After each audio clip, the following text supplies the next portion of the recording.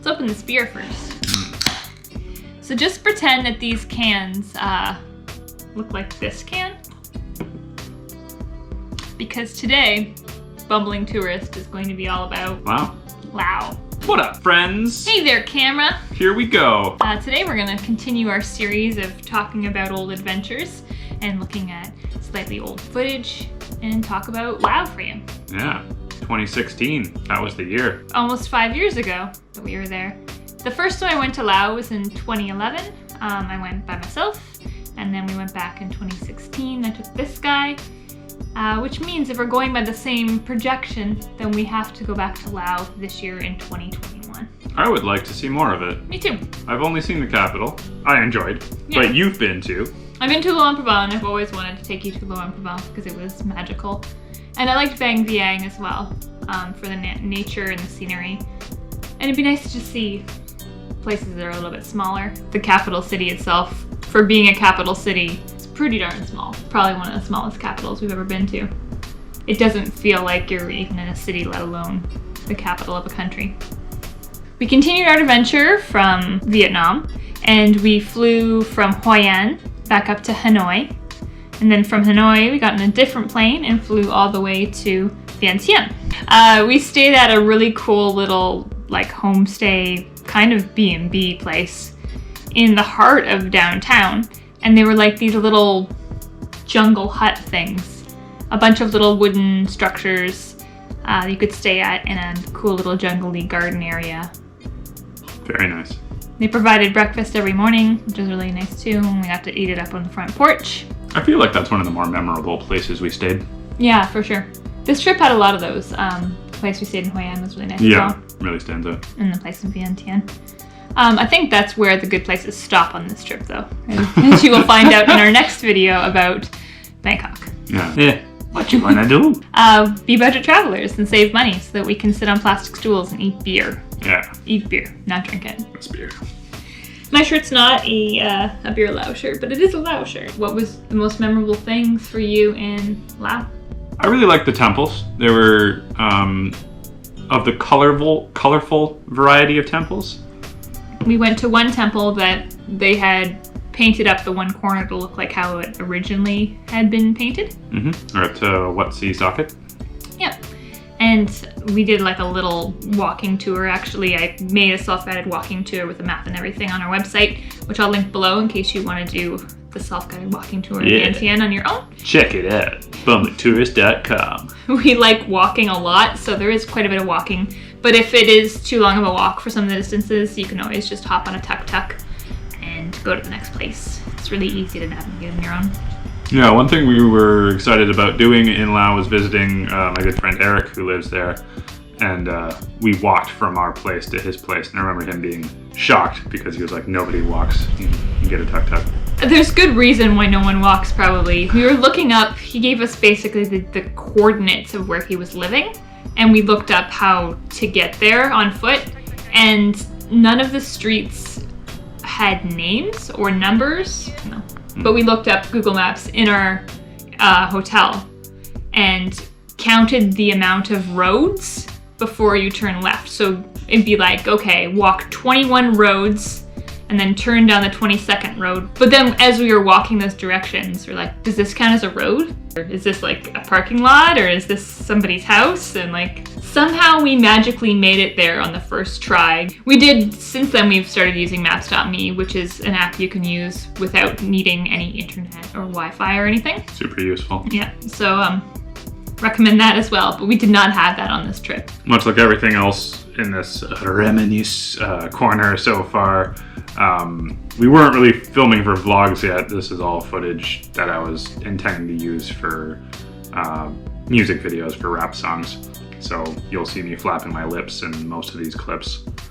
And another ongoing trend, this trip I tried to set up a show ahead of time. I asked Eric if he could book a show somewhere for me to play at, and that was dumping a lot of work on his shoulders, so it's okay that didn't work out. But you did end up playing music with other people, which was really neat. In an intimate little setting. Eric at the time had a little studio, and Really cool jam session with some neat people. We went to see I can't remember the name of the temple, but on the money, it's like the national symbol, the national temple.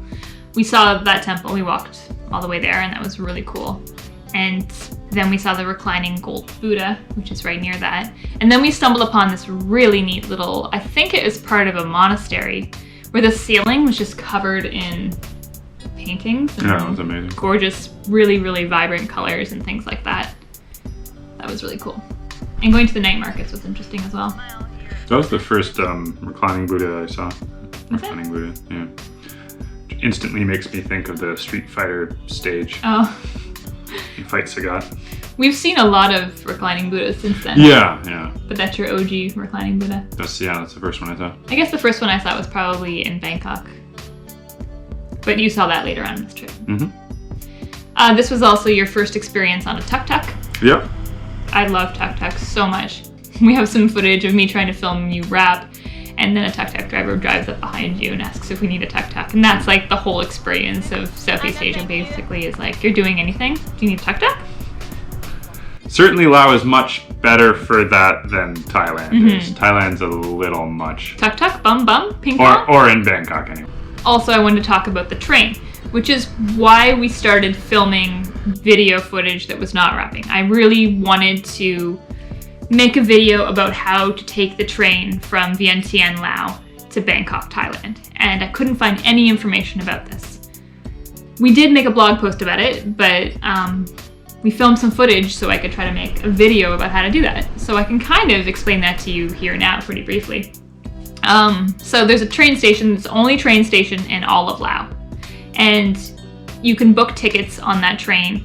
We use a company called 12 Go Asia, and they book everything for you. So you choose what your preference is in terms of do you want first class or second class or whatever. We chose first class, and it was very reasonably priced. They booked the tickets for us, no problem at all. So you just show up at the train station. We showed up like an hour before, waited around for the train. And this little train takes you across the border from Laos to Thailand. And then you go through customs in Thailand and you get on a different train that's overnight and takes you all the way to Bangkok, arriving at like 5 or 6 in the morning. I think we got in early. But the whole thing is really easy to book. It's not difficult at all. You can get your visa at the border when you arrive in Thailand. At least as Canadians you can. I think most countries are the same way.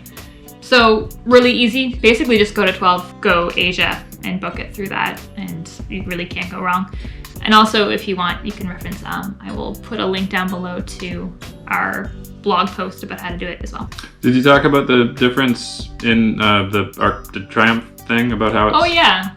So when I went in 2011 to Vientiane, the Patuxai, it's a giant, like basically Arc de Triomphe in the center of Vientiane. Patuxai? Is that what it's called? Patuxai? When I went last time, it was filled with people selling things, shops and stuff. And this time, out of the 4 ways you can get up to the top, 3 of them were closed off because they were collapsing. And it was really run down. There were hardly, I think there were maybe 2 shops in total in the whole place open. And it just looked really sad, like it hadn't been kept up. It's interesting how different it can look 5 years later. I wonder how things have changed now. If yeah. There's been a restoration effort or not. Or yeah, I wonder. Help save Laos. Donate now. The food was really good. I remember eating, it was similar to a country pancake sort of thing. It didn't have the wrap, but it had like the omelet thing, and there was like side rice and dips and things, and that was really good. We ate that on a plastic stool. If you don't know already, we're really into sitting on a plastic stool and having beers and eating food on the side of the road. Beers. Beer Lao is, yeah. Yeah. Fantastic. It's nostalgic. Yeah. And it comes in like huge wine bottle size, basically. That's the norm. And you can also get Beer Lao Dark, which is delightful. That's another thing. I wonder 5 years later, have they branched out anymore? Are there more Beer Laos out there? Really wish we could go there right now. I really do. Maybe somebody could let us know about what kind of beer there is in Laos right now. Yeah. Luang Prabang was magical when I was there too. Getting to see, I think it's Suang Falls. probably pronounced that wrong. The falls was gorgeous. And the limestone formations in Vang Vieng. You really do need to go back. Anyway. Yeah, it'll be delightful to go. Hope to see you again too, Lau. Thanks for watching, friends. Cheers to all of you. Please click the like and subscribe if you like and want to subscribe, or if you like to subscribe, or if you subscribe to likes. Catch you next time. Yeah, and next time it'll be all about Thailand. So yeah, off to Bangkok. Yeah. See you then.